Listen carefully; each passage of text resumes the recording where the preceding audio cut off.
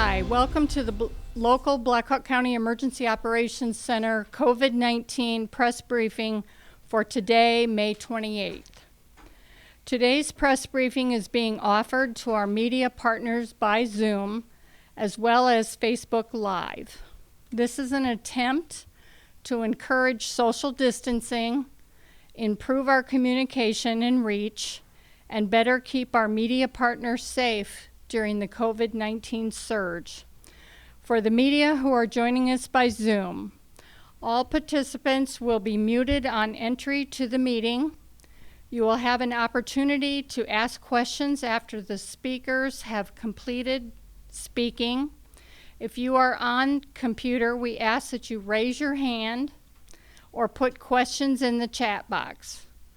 Dial-in participants need to press *9 to raise your hand, and you will be given the opportunity to ask questions as well.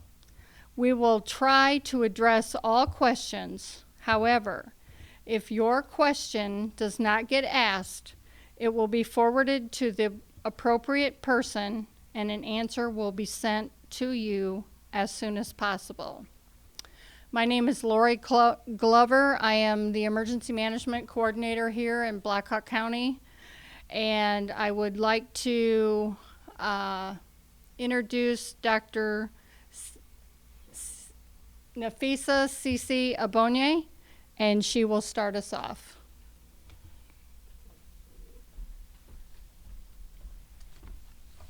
Good afternoon. So I'll start today with our data. As of Thursday at 12:30 p.m., we have a total of 1,950 cases reported in Glascock County. We have a total of 8,833 tested and a total of 43 deaths. We have had a total of 110 hospitalized and a total of 1,251 recovered. We have a total of 4 long-term care outbreaks that are ongoing. And because of some of our, what we were seeing in terms of our data, we've had a lot of questions in terms of why our status have changed, but we've changed our COVID-19 status from high to moderate due to our rate of illness and ongoing outbreaks. We've also noticed a stabilizing downward trend over the last 14 days in the reported number of cases that we have. So this is a good sign for Glascock County. However, please understand the best way to prevent from getting COVID-19 is to avoid being exposed. So I urge community members to continue to wear face masks, especially when you cannot social distance yourself from others. Avoid contact with people who are sick, even inside your home, and stay at least 6 feet apart. Continue to disinfect frequently, touch surfaces daily. Please continue to be alert in terms of your health symptoms. Watch for fever, cough, shortness of breath, and other symptoms related to COVID-19. And please make sure to call your healthcare providers if you have any of the COVID-19 symptoms. That's very important.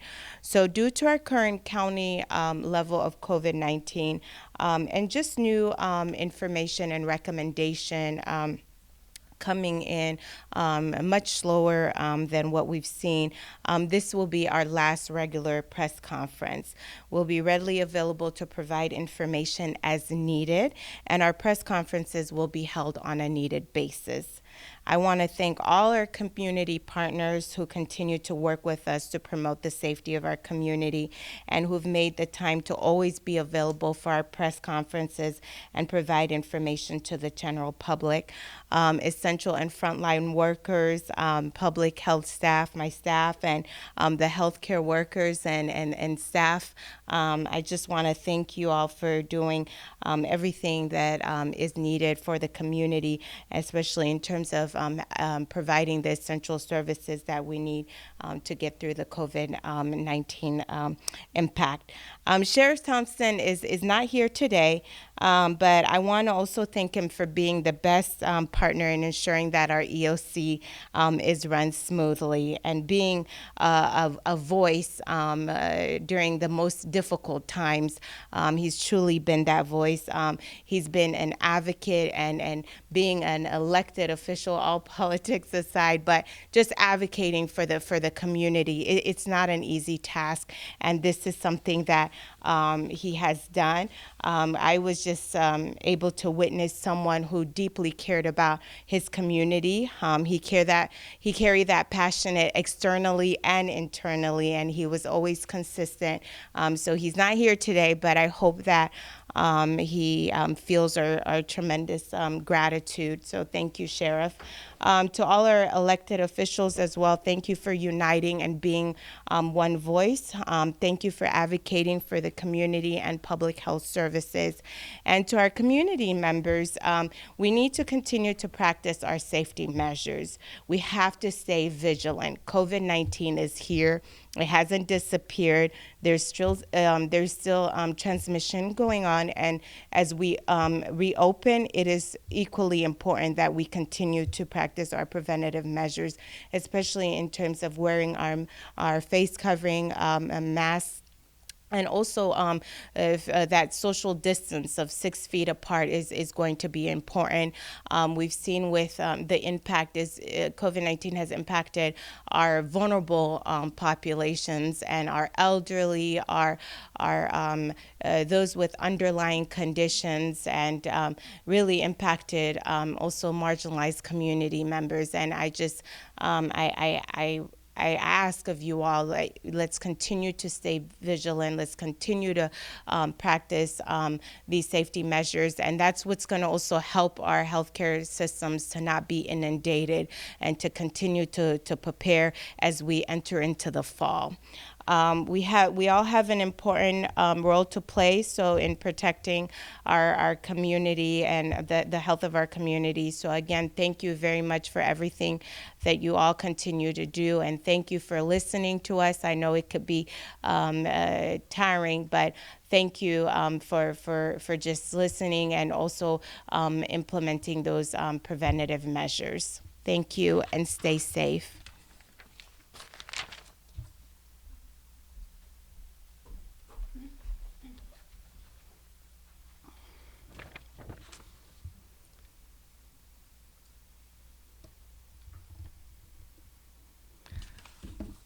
Okay. Our next speaker is Dr. Matthew Sojka, MercyOne Chief Medical Officer.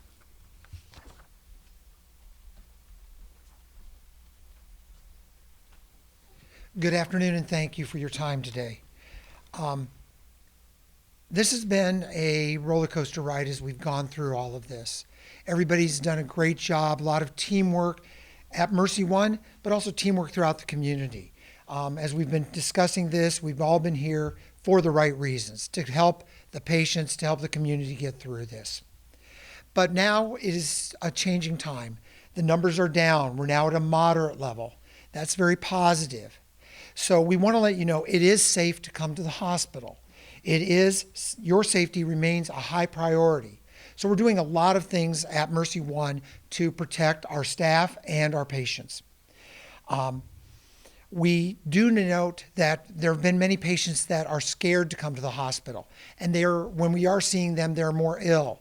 So we're getting the normal heart attacks, heart failure, kidney failure, those type of patients coming in and needing admitted.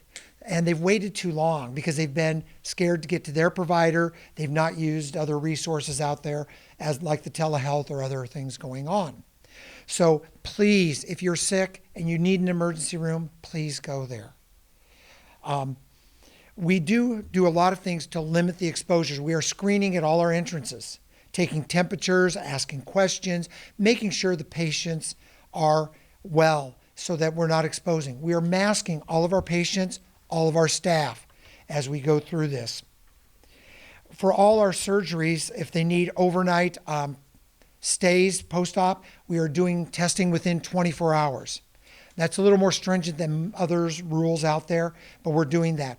Other ones that are going in for same-day procedures that we're testing through the state hygienic lab, and we're getting those usually back in 2 days, so we're doing that test about 3 days in advance. We're doing that testing at our Fury Clinic site, but we're usually doing the testing before the clinic is getting going in the day so that it's cleaner, it's been aired out overnight, protecting the patients and the staff, but also getting those tests done. So we've been very efficient at doing that for our pre-op testing. We are taking a cautious, stepwise approach as we open up services. Each week we're looking at what our resources are. PPE seems to be doing well at this time. Some of our 24-hour testing, so it's a little limited at times. Other times we seem to have enough. So we're being very careful that we do that correctly to protect the patients, to protect our staff as we move forward. If there's another surge, we will look at our resources and wind down if we need to. That's appropriate. We need to be careful because we don't know when that next surge is going to come. As the community opens up, as people are starting to go out and about to restaurants, they're feeling more comfortable about going to stores, to go shopping. Please be careful. Wear your mask. I know sometimes it's a hassle. I don't wear my mask in my car, but I do wear it when I'm around other people because it is so important that you protect. As we've been testing for surgery, we have seen some people that have been no symptoms, asymptomatic, feeling fine, test positive for COVID, asymptomatic carriers. So we've had to cancel or postpone their surgeries until we can make sure they're well enough to undergo the procedure. We do have COVID-free zones. We're trying to avoid that in a lot of our areas, and we do feel most of our facility is COVID-free, as safe as it can be. Again, I don't know if we can be 100% COVID-free, but if we're masked, washing our hands, gelling, covering our coughs, doing all those things, we should be safe for those individuals. We still are limiting the visitors just to the OB department or pediatrics for one partner. Everything else, we're not allowing visitors. We don't want to expose our staff and the patients to outside COVID. How do we know a visitor didn't pick it up at the Walmart or the IV and then bring it in? So we are limiting that, but we are using technology, iPads, for families to communicate with patients, to be able to talk to them. We're even using the iPads for some visits, especially a specialty visit. They've already been seen once by one of our specialists. The hospitalist is taking care of them. The specialist can go in with the iPad and just converse with the patient, make sure they're doing well, gaining, and use that hospitalist physical exam for their visit for the day. We are continuing our virtual visits. They continue to grow, 150 to 250 a day scheduled, and we exceed that number on some days. Also, we're doing virtual therapy for those that can do that type of process, that it works well. But as we move through this, we are opening up the clinics. They are safe places. We're doing the screening. We're masking. Again, it sounds like a broken record, but we want to make sure patients and the staff are safe as we go through this. As I stated before, the PPE supply is doing well. Also, we've been able to get remdesivir and plasma much quicker than we had a month ago. So we do have that available if and when those patients do need it. So we are trying to get back to the new normal. I don't know what that's going to look like a month from now, 3 months from now, a year from now. But we're here to serve the community, as are the other medical providers that will be talking to you. And we all just want to take care of each other. Thank you.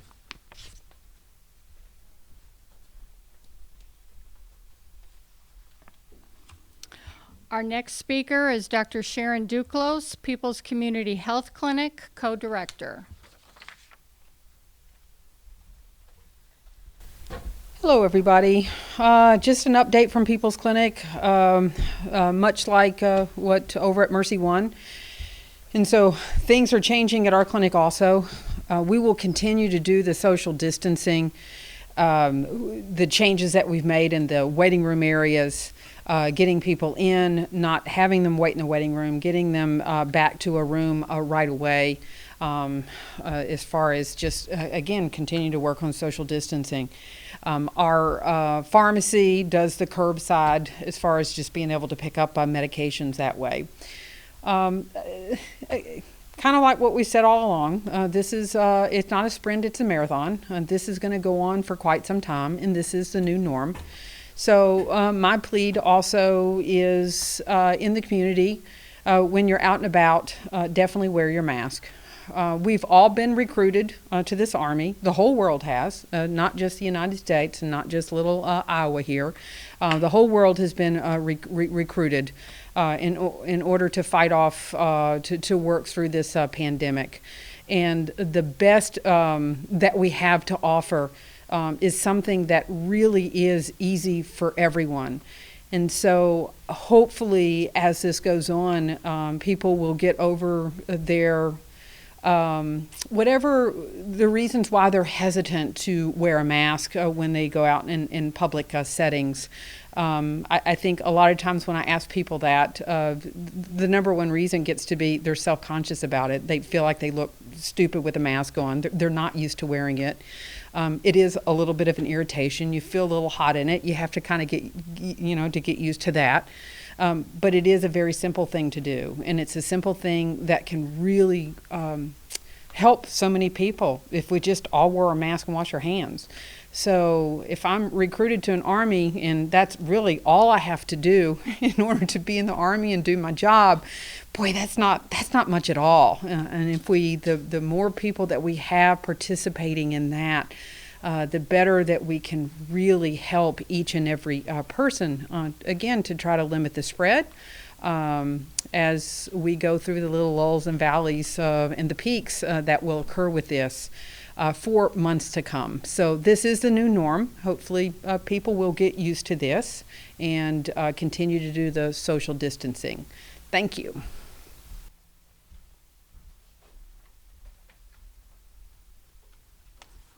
Our next speaker is Dr. Daniel Glascock, Unity Point Chief Medical Officer.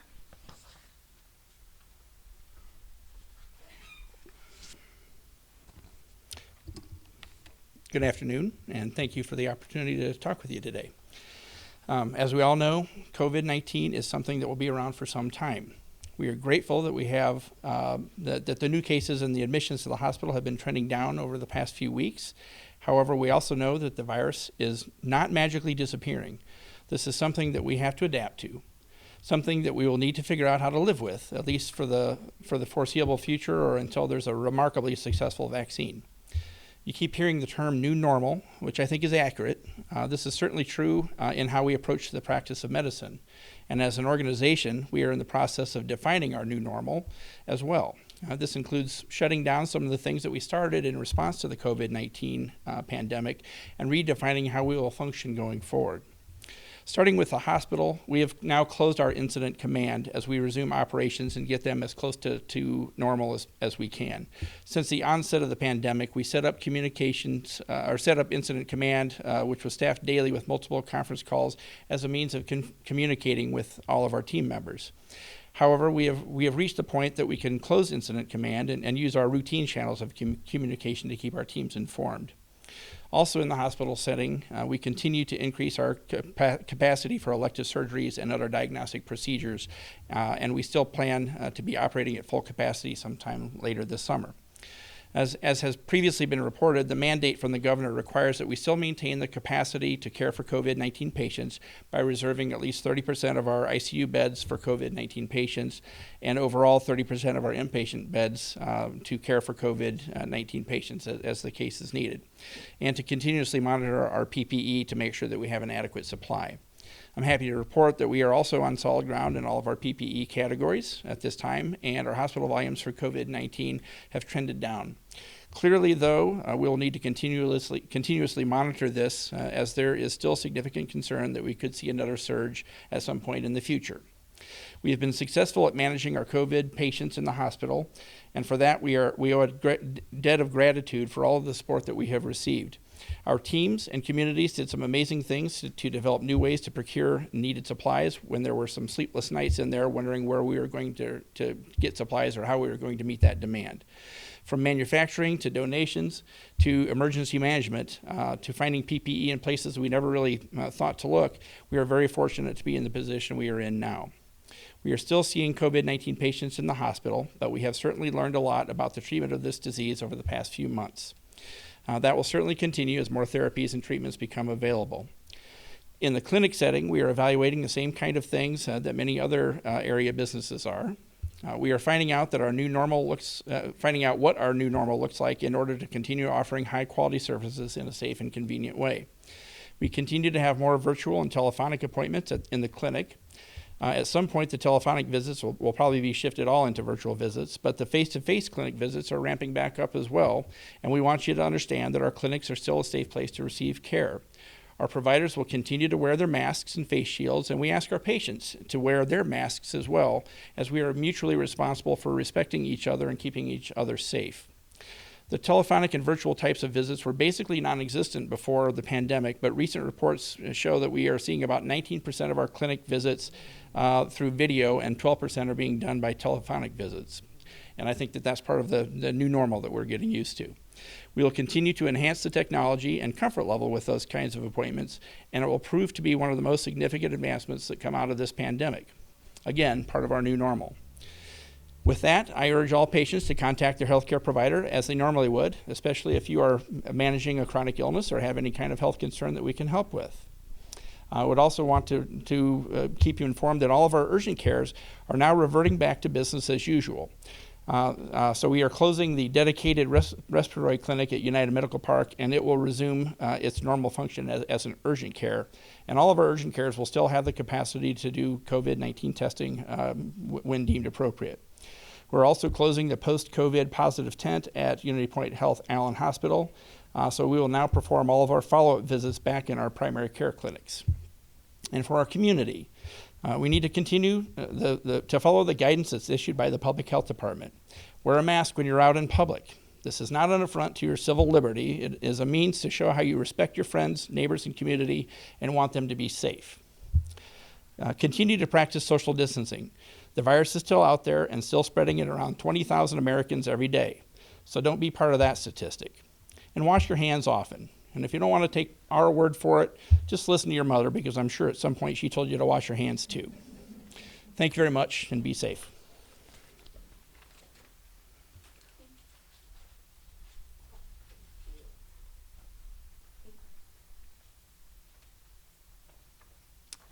Okay. Do we have any questions? I have a question for Nafissa. You mentioned briefly the rationale for bringing the status for the county down from high to moderate. Can you go into a little bit more detail about that? Yeah, so these are matrix that we were able to develop based on some of the mitigation measures from IDPH. And so we have 4 different levels: low, elevated, moderate, and high. So moderate is considered ongoing transmission of COVID-19, and that's based on calculating our rate of illness within the community and outbreaks occurring within the county. So because we have those long-term care outbreaks that are still ongoing. Are you still monitoring any long-term care facilities for possible outbreaks? Yeah, we are currently monitoring the 4 that we have, but there's not any additional at this moment that I know of. There was mention by a doctor who spoke to me about a possible herbal remedy that's being touted in the community, maybe even particularly among people who don't speak English, Burmese community in particular. Have you heard about this? And if so, do you have any remarks about it? Yes, it's a remedy I'm familiar with, and in particular, the one I would say it's of African origin. So it's not something new. It's mostly what people use when you have, a cold, where you use tea, lemon with ginger, and then also individuals put their heads in steaming hot buckets And so it's something, so some of those remedies, natural remedies, to just ease the symptoms. I've seen some of that and communication out, and in communicating and working with Embark, we had community leaders that were part of just a community meeting so we could discuss about that. And I communicated and informed them that that was not a remedy, that was a treatment for COVID-19. And so I think it was surprising to them that I actually was familiar with it, because it's more of a natural remedy to ease the symptoms, but it's not a cure. I had a question for Matthew Sojka. Unity Point has moved, as they said, to shut down some of their specialty clinics and transition back to their regular purposes. Does MercyOne have any indication that they're going to be doing this soon? We have looked at that with our fever clinic on Ridgeway Place, but at this time we're leaving it open. One, because it's a very convenient space for the testing, and that team has been doing a lot of testing and very efficient at it. So, but we've had discussions of what that's going to look like going forward. But not imminently. Not in the immediate future. Okay. Can you talk a little bit about outcomes for patients on remdesivir and plasma treatments? As far as numbers, I really don't have any. We've seen some improvement on some patients. Other ones don't gain that much, so I don't have percentages though. But it is at least something out there that is approved by the FDA as we move forward. Either of those treatments more exciting to you than the other one? Not at this time. Same question to you.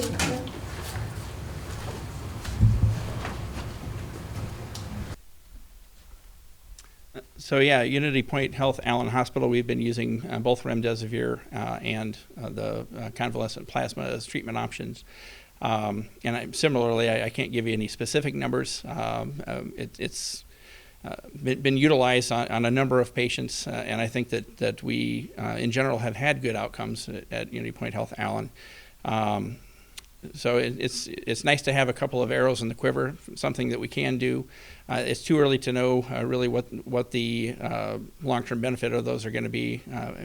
All these things are being studied across the country right now. So we'll continue to utilize those protocols, and we will continue to report to the people that are doing the studies what our outcomes are, and they will take those and add them to the rest of the people that they're getting information from, and we'll see over the long term what good these things do. Question for you, Nafissa. So the University of Iowa has come out with guidance about plastic face shields and how people might benefit from wearing them statewide just as they're wearing the cloth masks. Have you heard about this at all? Do you have a comment on plastic face shields? No, I haven't really heard about it in detail, but I mean, as of right now, for us, we trust the guidelines that IDPH is pushing, and through the CDC, and basically it's been the cloth. I'm sorry, I should talk through this, but it's been the cloth face coverings that we find. And what is it also? It's just it helps with that prevention piece, So also I highly recommend that people really practice the social distancing. I think that's even more so important to establish as a new normal. Even for other illnesses outside of COVID, the flu, those are things that just it's a new behavior that actually we should continue to promote in the long run. We have a question from Kate Payne from Iowa Public Radio. Kate, you've been unmuted. For Dr. Egbounye, before you get too far, was hoping for if there's any update on Tyson facility numbers. At the last press conference, you said there weren't any more numbers, but I'm curious why there is not. Are there no new cases at all, Tyson employees, or what's going on? No, I don't have any new numbers for Tyson. And you have to remember, once Tyson shut down and did the testing, they tested their employees. When we get the data, it only triggers when there's an outbreak, when we're seeing a consistent pattern of volume of cases, in particular for a particular company. So it's not where, unless there's something that is going on occurring at Tyson, it's not something we specifically just zoom in. So to clarify on that, if I'm understanding right, if IDPH has not seen 10% of employees at that facility testing positive, you're not aware if any employee has tested positive. You're not alerted about the particular positive cases. I mean, we might be aware if an individual from Tyson, but that's not something that we will publicly share because it's not an outbreak. It's the same, it goes for other facilities. We don't zoom in and say this particular individual or here's the number of cases for a particular facility until there's something like an outbreak. And then as far as contact tracing, are there plans for the county to take that over entirely from the state? Yes, we're looking at that. And one of the things we wanted just to ensure is that we're seeing a volume of cases, that is sustainable. So we don't want to immediately be eager to take back our contact tracing and then there's a huge volume. Like right now, our main focus has been just monitoring the long-term care facilities and ensuring that they're getting the resources that they need. So that's really been the focus on in terms of staff focusing on those facilities. So once we stabilize a little bit more, we will resume our contact tracing.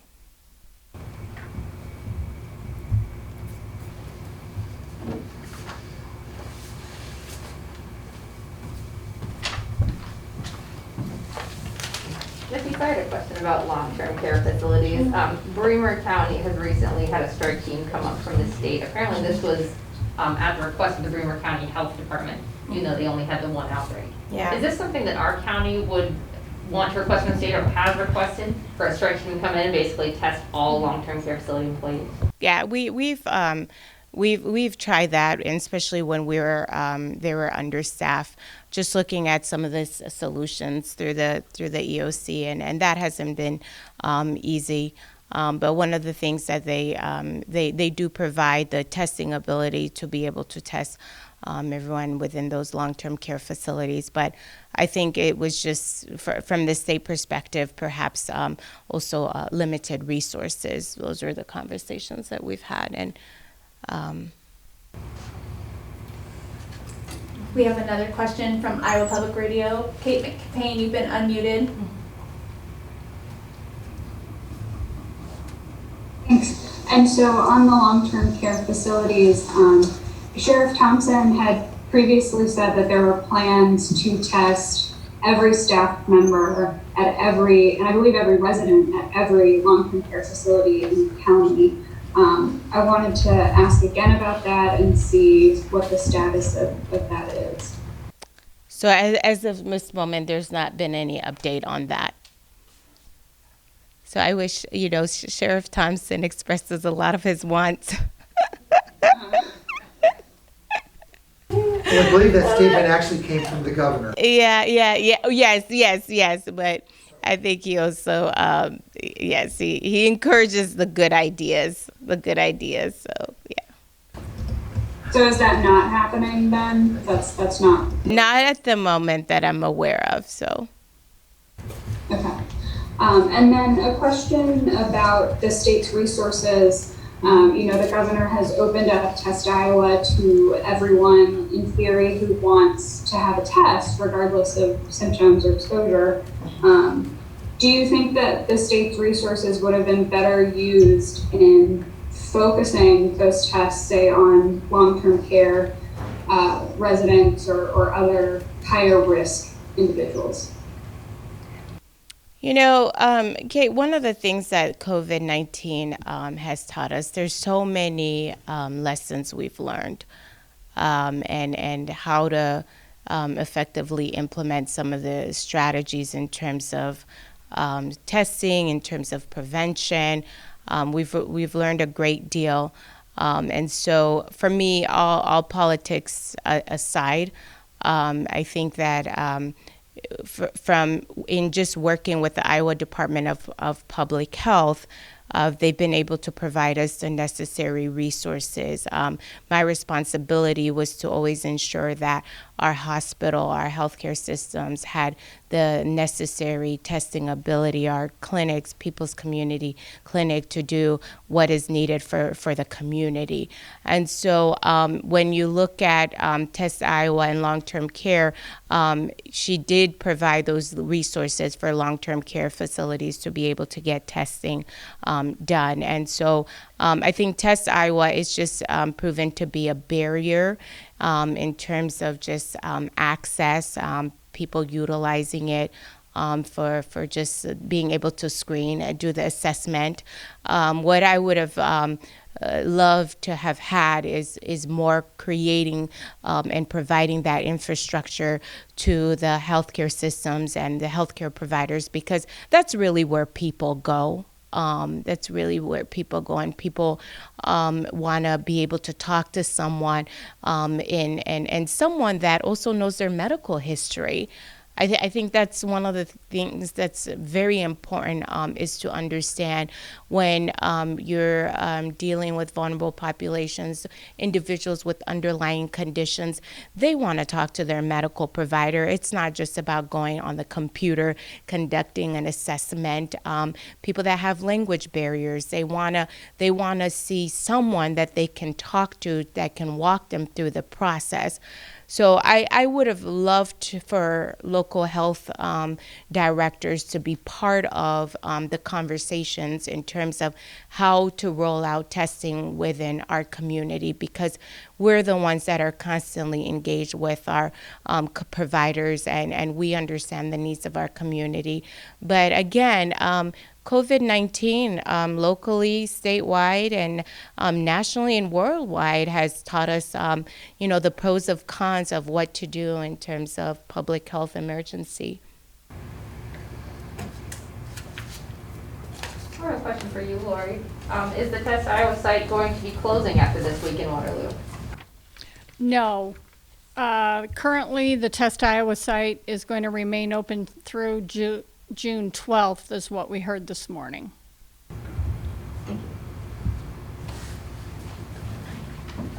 One more question from Kate Payne from Iowa Public Radio. Kate, you've been unmuted.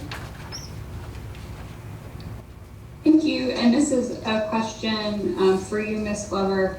We're seeing the eviction moratorium being lifted. Certainly a pressure for renters who are unemployed during this time. Are there plans to come up with other housing solutions for people who are evicted during COVID and might find themselves at a greater exposure to the virus when they lose their apartment? Well, we have been working with our community partners like Operation Threshold and county services, who already help individuals who need rent assistance and rely on those agencies to have that. So Operation Threshold is very engaged in working with those populations that may lose their housing due to COVID-19. So they would be the ones to be able to address, but it's been on our radar for quite some time that this may be happening.